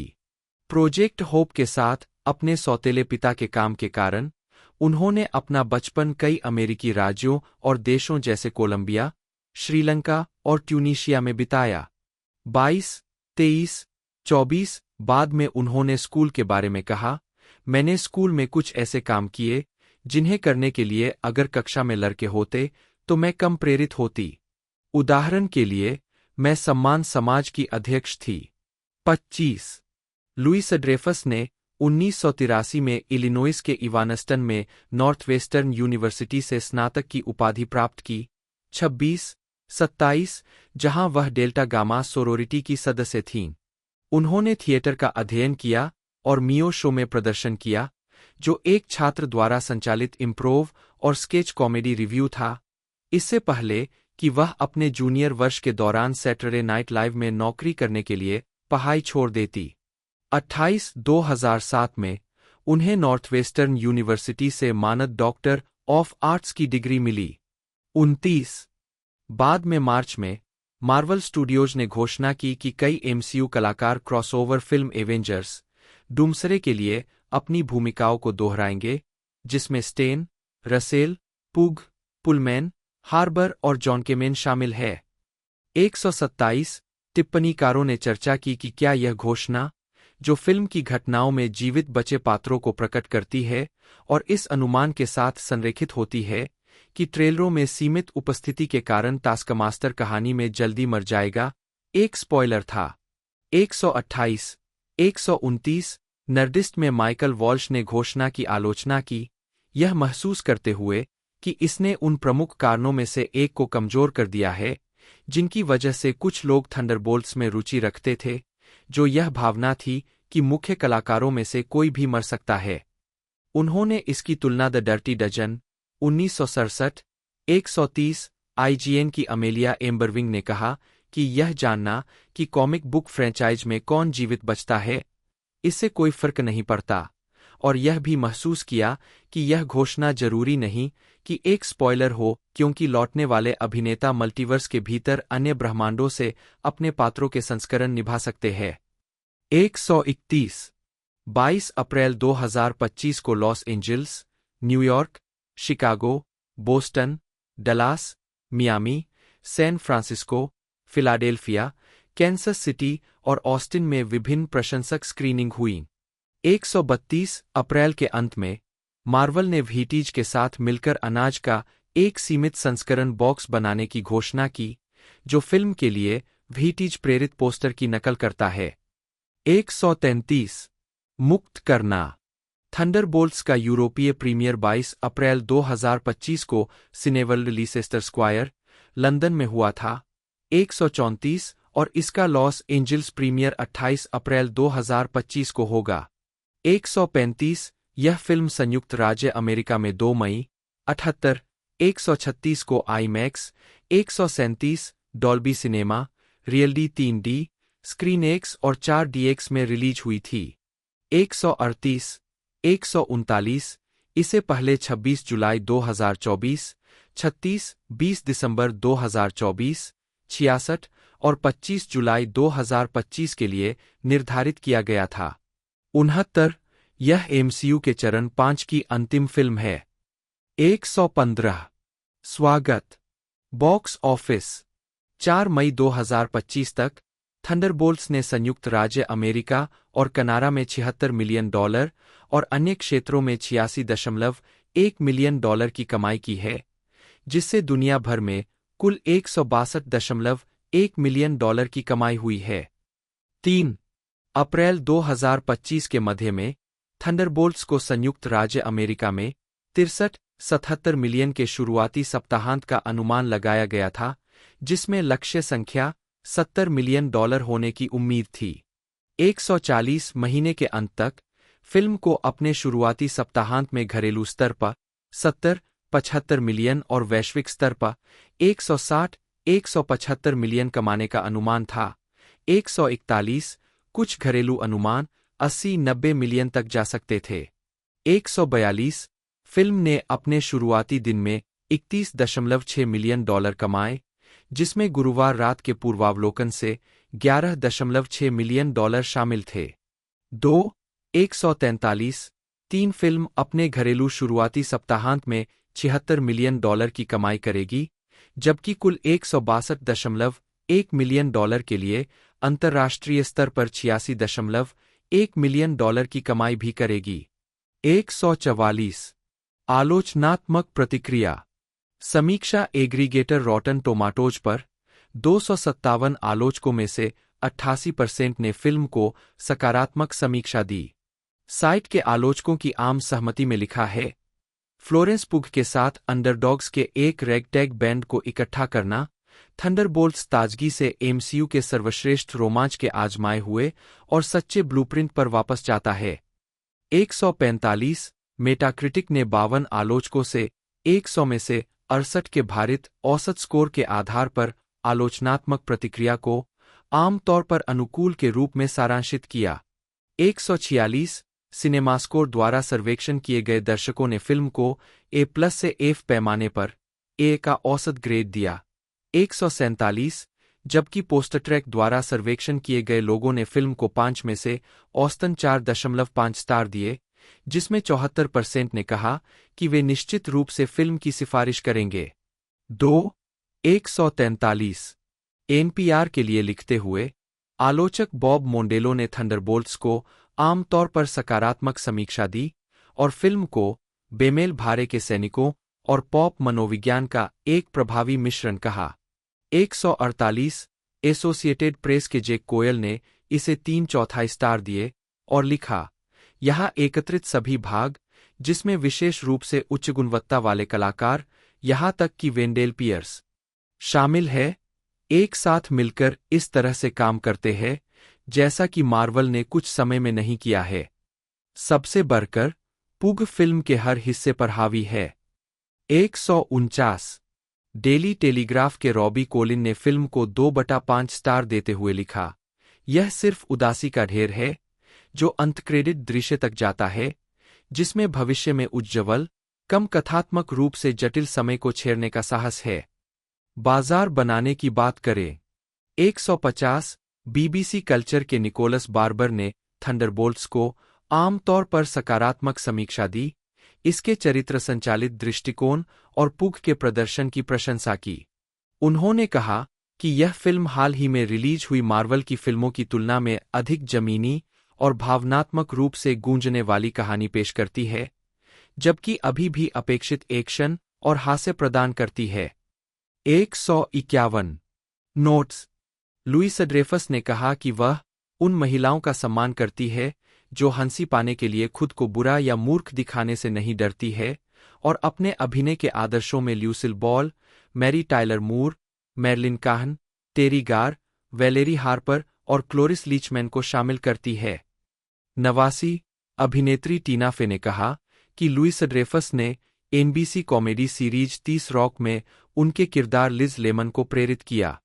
90 लुइस ड्रेफस को व्यापक रूप से अपनी पीढ़ी की सबसे बेहतरीन हास्य अभिनेत्रियों में से एक माना जाता है।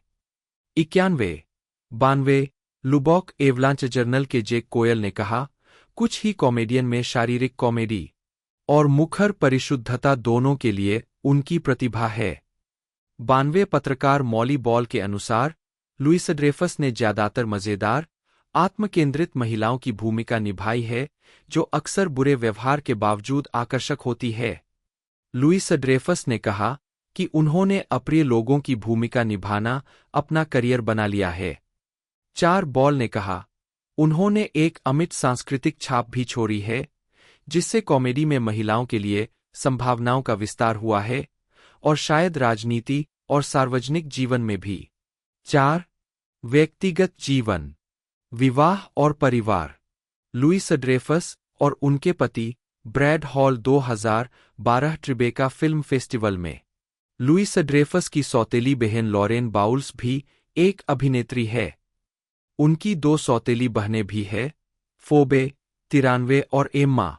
एम्मा की मृत्यु अगस्त 2018 में हुई। 94, 95, 96। नॉर्थवेस्टर्न यूनिवर्सिटी में पढ़ाई के दौरान लुइस ड्रेफस की मुलाकात अपने भावी पति, Saturday Night Live comedian Brad Hall से हुई। 8. उन्होंने 1987 में शादी की और उनके 2 बेटे हैं। 97. उनके बड़े बेटे, हेनरी हॉल, एक गायकीकार है जिन्होंने द टुनाइट शो में प्रदर्शन किया है। 98, 99. उनके छोटे बेटे, चार्ली हॉल, एक अभिनेता है। 100. उनकी पहली गर्भावस्था गर्भपात में समाप्त हो गई। 101. कैंसर का निदान और पुनर्प्राप्ति। 28 सितंबर 2017 को लुइस ड्रेफस ने घोषणा की कि उन्हें स्तन कैंसर का पता चला है, जिसका पता उन्हें वीप में अपनी भूमिका के लिए कॉमेडी सीरीज में उत्कृष्ट लीड अभिनेत्री का प्राइम टाइम एमी पुरस्कार जीतने के एक दिन बाद चला। 102. उन्होंने कहा, 8 में से 1 महिला को स्तन कैंसर होता है। आज मैं उनमें से एक हूं। अच्छी खबर यह है कि मेरे पास सहायक और देखभाल करने वाले परिवार और दोस्तों का सबसे शानदार समूह है और मेरे संघ के माध्यम से शानदार बीमा है। बुरी खबर यह है कि सभी महिलाएं इतनी भाग्यशाली नहीं है, इसलिए आइए सभी कैंसर से लड़ें और सार्वभौमिक स्वास्थ्य सेवा को वास्तविकता बनाएं। 103. 18 अक्टूबर 2018 को उन्होंने जिमी किमेल लाइव के एक एपिसोड में घोषणा की कि वह कैंसर मुक्त थीं। 104. लुई ड्रेफस का पालन पोषण कैथोलिक परिवार में हुआ था, लेकिन बाद में वे अज्ञेयवाद की ओर बढ़ गईं। उन्होंने कहा कि उनका कोई पारंपरिक धार्मिक जुड़ाव नहीं था। 105. वकालत और राजनीति।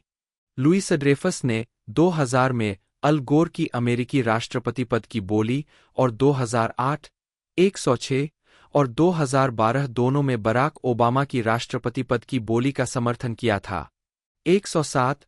वह एक वीडियो में दिखाई दी जिसमें ओबामा से कीस्टोन एक्सएल पाइपलाइन के प्रस्ताव को अस्वीकार करने का आग्रह किया गया था, जिसमें तर्क दिया गया था कि यदि पाइपलाइन कभी लीक हो जाती है तो इससे पूरे अमेरिका में बड़े पैमाने पर प्रदूषण होगा। 108. उन्होंने कई पर्यावरणीय मुद्दों पर अपनी चिंता व्यक्त की है और Heal the Bay, Natural Resource Defense Council और ट्रस्ट फॉर पब्लिक लैंड के लिए लाखों डॉलर जुटाए हैं। उन्होंने प्रस्ताव ओ के सफल पारित होने के लिए भी काम किया, जिसने लॉस एंजिल्स जल आपूर्ति की सफाई के लिए $500 मिलियन आवंटित किए। 109. अक्टूबर 2010 में कैलिफोर्निया में अमेरिकी सीनेट चुनाव से पहले लुइस ड्रेफस ने ऊर्जा नीति के बारे में एक विनोदी बारबरा बॉक्सर विज्ञापन में अभिनय किया। 110. 2016 के डेमोक्रेटिक नेशनल कन्वेंशन के दौरान उन्होंने उस वर्ष के राष्ट्रपति चुनाव में हिलेरी क्लिंटन का समर्थन किया। 111.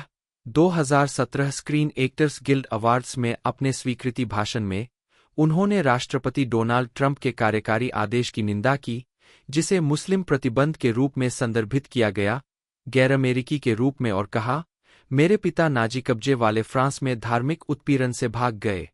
112. लुइस ड्रेफस ने 2020 डेमोक्रेटिक नेशनल कन्वेंशन की अंतिम रात की मेजबानी की, जो बिडेन का समर्थन किया। 113. उन्होंने मेल द्वारा मतदान के बारे में जानकारी भी प्रकाशित की है। 114. और सभी अमेरिकियों से मतदान करने का आग्रह किया है। 115. लुइस ड्रेफस ने विभिन्न सोशल मीडिया पोस्ट में 2022 लॉस एंजिल्स मेयर चुनाव में प्रतिनिधि करेन बास का समर्थन किया। 116. फिल्मोग्राफी। चाबी उन फिल्म या टीवी प्रोडक्शन को दर्शाता है जो अभी तक रिलीज नहीं हुए हैं। पतली परत। वर्ष शीर्षक भूमिका नोट्स। 1986 ट्रोल जीनेट कूपर, हन्ना और उसकी बहनें मारियाना। भला आदमी। लुइस ड्रेफस ने रोशेल की भूमिका में 2013 की एनिमेटेड फिल्म प्लेन्स में अपनी आवाज दी थी।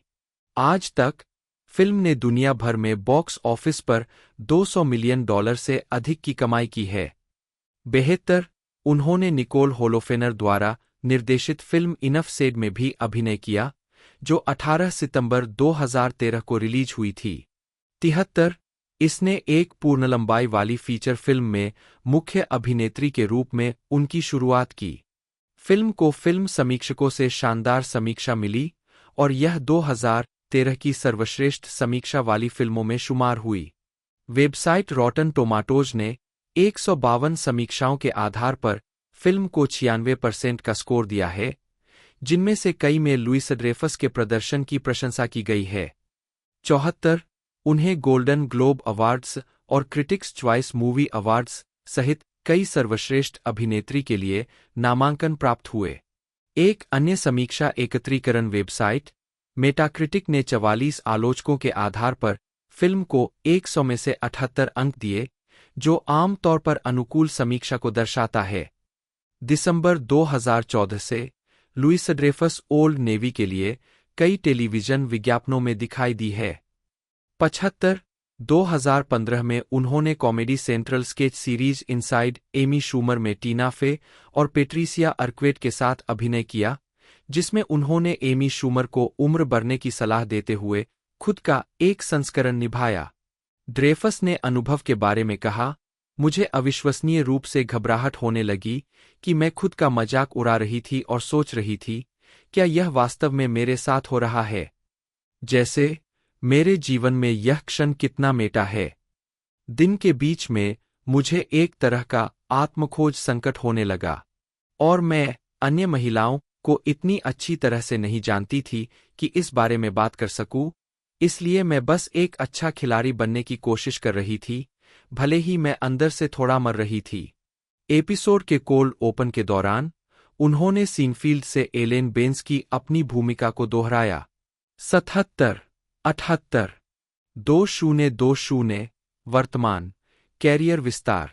मार्च 2023 में व्हाइट हाउस में ग्लेडिस नाइट और मिंडी कलिंग के साथ लुइस ड्रेफस। 2020 में लुइस ड्रेफस ने विल फेरेल के साथ कॉमेडी ड्रामा डाउनहिल में मुख्य भूमिका निभाई। फिल्म का प्रीमियर 2020 के सनडांस फिल्म फेस्टिवल में हुआ और यह 14 फरवरी को नाटकीय रूप से रिलीज हुई। 79 इसके बाद उन्होंने टॉम हॉलैंड और क्रिस प्रैट के साथ पिक्सर की ऑनवर्ड में एक उपनगरीय एल्फ माँ की आवाज दी। यह फिल्म 6 मार्च 2020 को रिलीज हुई थी। जनवरी 2020 में लुइस ड्रेफस ने एप्पल टीवी प्लस के साथ एक बहुवर्षीय समझौते पर हस्ताक्षर किए। सौदे के तहत वह एक कार्यकारी निर्माता और स्टार दोनों के रूप में एप्पल टीवी प्लस के लिए नए प्रोजेक्ट विकसित करेंगी। 80 अगले वर्ष लुइस ड्रेफस डिज्नी प्लस श्रृंखला the Falcon and the Winter Soldier 2021 में वेलेंटीना एलेग्रा डी फॉन्टेन के रूप में दिखाई। 81 उन्होंने ब्लैक पैंथर वकंडा फॉरएवर 2022 में भूमिका दोहराई और आगामी फिल्म थंडरबोल्ट्स 2025 में भी दिखाई देंगी। 2022 में वह डेविड लेटरमैन के साथ Netflix show My Next Guest Needs No Introduction में एक अतिथि थीं। 2023 में वह निकोल होलोफेनर के साथ A24 की स्वतंत्र comedy film You Hurt My Feelings में अभिनय करते हुए फिर से जुड़ी। ड्रेफस ने फिल्म का निर्माण किया और टोबियास मेजिस, माइकेला वॉटकिंस, एरियन मोएद और जेनी बर्लिन के साथ अभिनय किया। फिल्म का प्रीमियर सनडांस फिल्म फेस्टिवल में हुआ और इसे सकारात्मक समीक्षा मिली। पीटर ब्रैडशॉ ने उनके प्रदर्शन की प्रशंसा करते हुए लिखा, लुई ड्रेफस इतनी शानदार कॉमिक कलाकार है कि उन्हें कुछ कम महत्वपूर्ण काम करते देखना दिलचस्प है।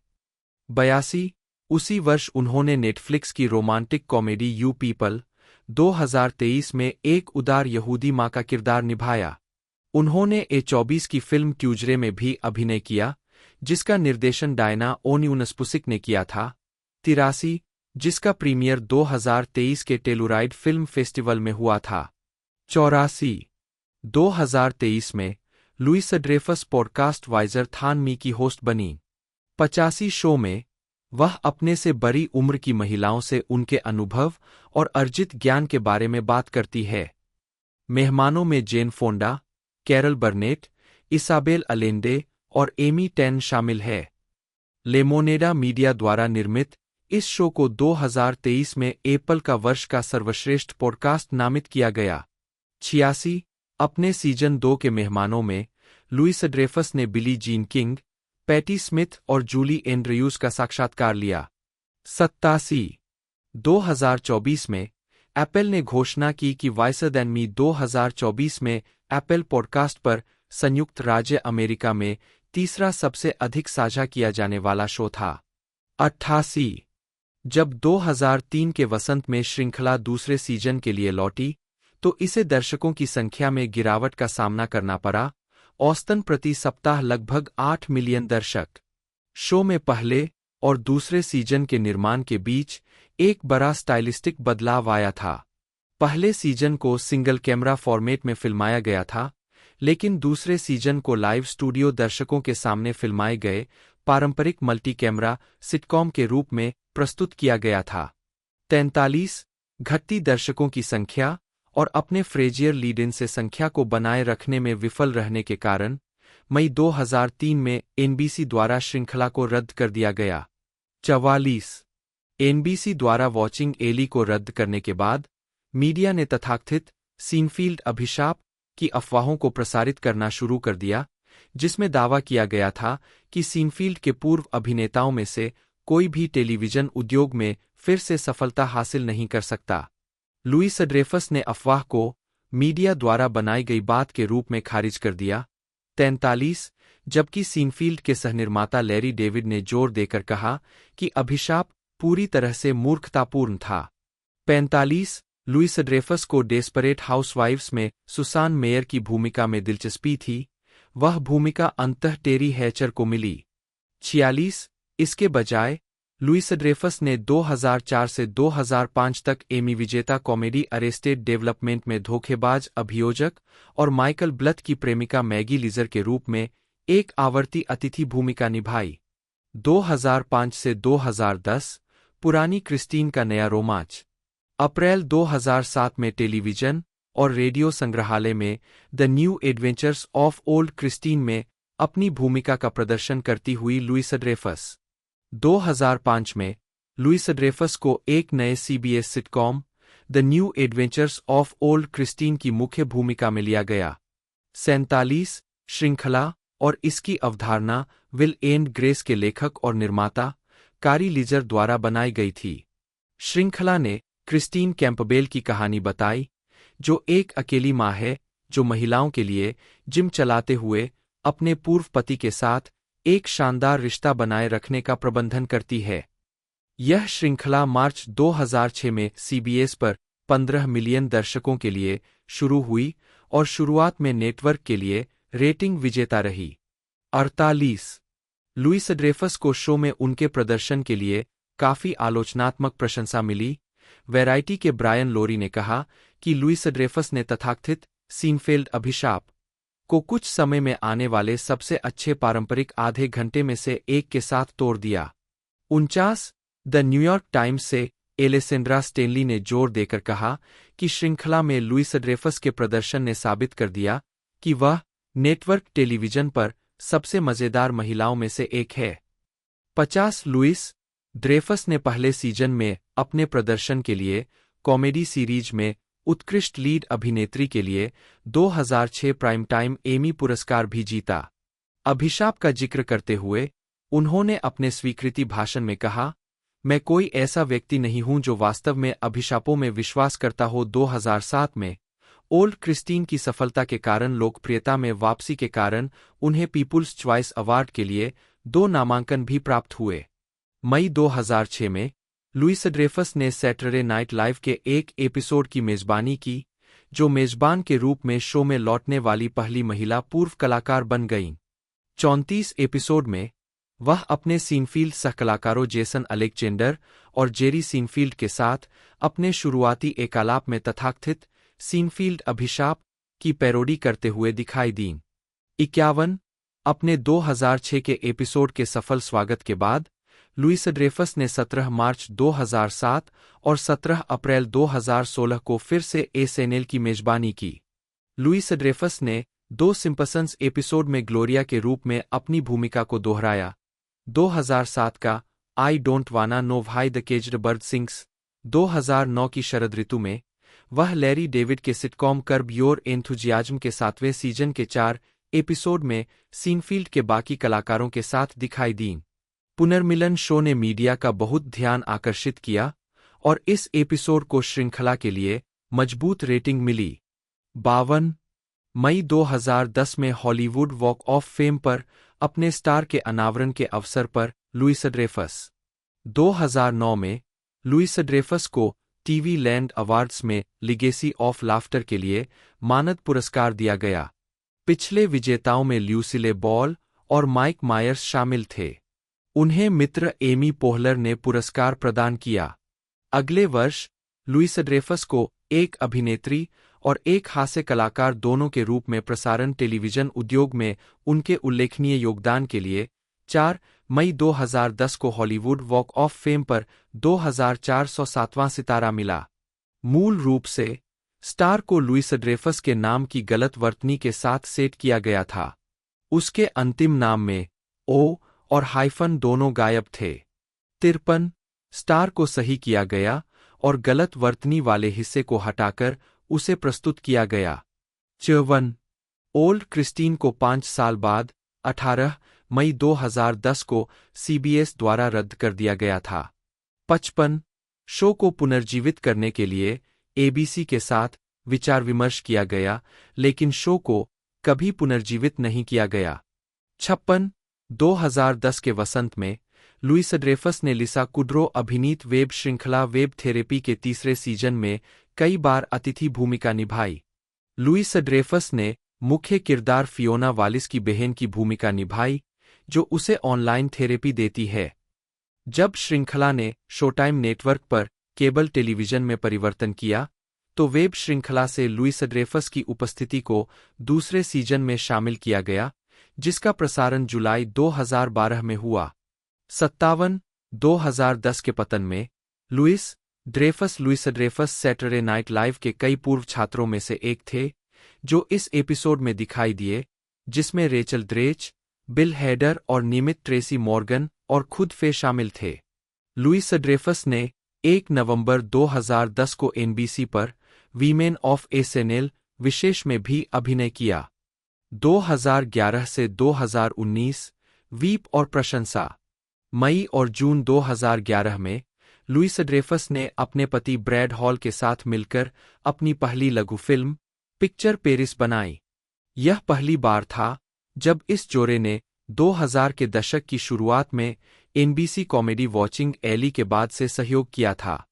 हॉल ने फिल्म लिखी और निर्देशित की, जबकि लुइस ड्रेफस ने पेरिस शहर के साथ एक असाधारण जुनून वाली एक साधारण महिला की मुख्य भूमिका निभाई। फिल्म का प्रीमियर 29 जनवरी 2012 को सांता बारबरा अंतर्राष्ट्रीय फिल्म महोत्सव में हुआ और इसे काफी आलोचनात्मक प्रशंसा मिली। 58 इसका टेलीविजन प्रीमियर 17 दिसंबर 2012 को एचबीओ पर हुआ। 59 अप्रैल 2013 में तत्कालीन उपराष्ट्रपति जो बिडेन के साथ लुइस ड्रेफस।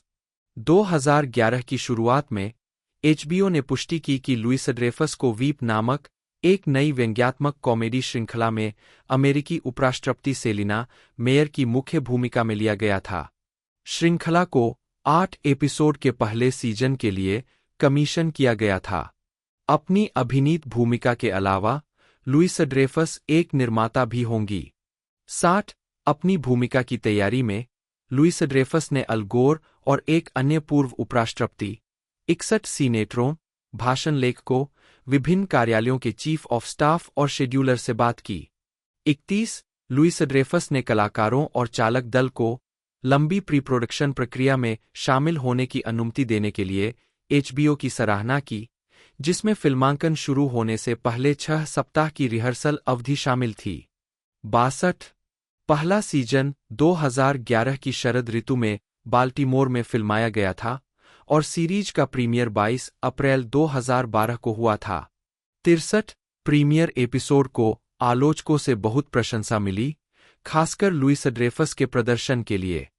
हॉलीवुड रिपोर्टर ने दावा किया कि सेलिना मेयर का किरदार आज तक का उनका सीनफील्ड के बाद का सबसे अच्छा किरदार था और दावा किया कि उन्होंने एमी योग्य प्रयास दिया है। 64 जबकि लॉस एंजल्स टाइम्स ने तर्क दिया कि सीरीज दर्शाती है कि वह इस माध्यम की महान हास्य कलाकारों में से एक है। 65 पहले सीजन की सफलता के बाद लुइस ड्रेफस को हफिंगटन पोस्ट ने 2012 के सबसे मजेदार लोगों में से एक के रूप में नामित किया, जिसमें दावा किया गया कि वह मैरी टायलर मूर के बाद से टीवी पर सबसे आकर्षक और स्वाभाविक रूप से मजेदार महिला है। 66 अगस्त 2014 में वीप के लिए कॉमेडी सीरीज में उत्कृष्ट मुख्य अभिनेत्री के लिए अपना तीसरा प्राइम टाइम एमी पुरस्कार प्राप्त करने के बाद लुइस ड्रेफस वीप में अपने प्रदर्शन के लिए लुइस ड्रेफस को कई प्रशंसाएं मिलीं, विशेष रूप से 2012 और 2019 के बीच कॉमेडी सीरीज में उत्कृष्ट लीड अभिनेत्री के लिए प्राइम टाइम एमी अवार्ड्स के लिए 7 नामांकन, 6 बार पुरस्कार जीतना।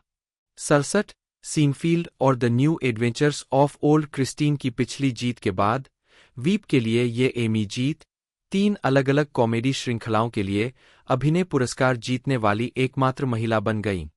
68 2016 में उनकी छठी जीत ने उस श्रेणी में सबसे अधिक जीत के लिए मैरी टायलर मूर और कैंडिस बर्गन के रिकॉर्ड को पीछे छोड़ दिया। 69 2017 में उनकी लगातार छठी जीत और कुल मिलाकर 8वीं अभिनय जीत ने उन्हें एक ही श्रृंखला में एक ही भूमिका के लिए सबसे अधिक एमी वाले कलाकार बना दिया।